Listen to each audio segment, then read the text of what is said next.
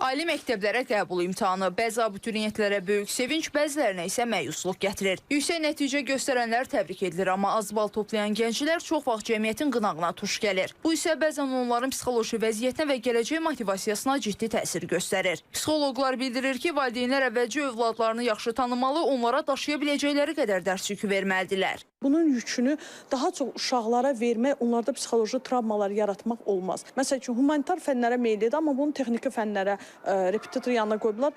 Uşaq texniki fənlərdən çox zəifdir, amma gedir imtahan verir texniki fənlərdən. Nə baş verir? Sıfır nəticə.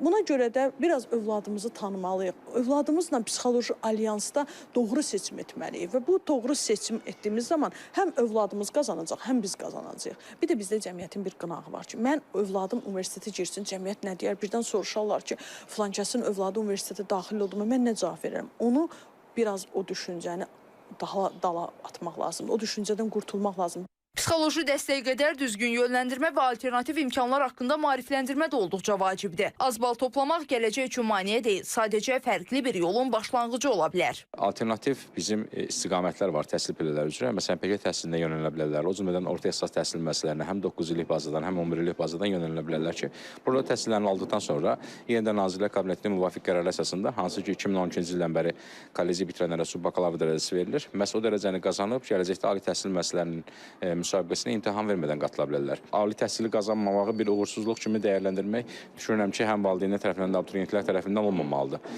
Müvafiq olaraq hər kəsin ali təhsil almalıdır deyə bir öhdəlik də bilirsiniz yoxdur. O siz ali təhsil ala da bilər, almaya da bilər. Ona görə də düşünürəm ki, belə bir öhdəlik daşıdıqlarını bir növ üzərində bir məsuliyyət kimi hiss etməməlidirlər.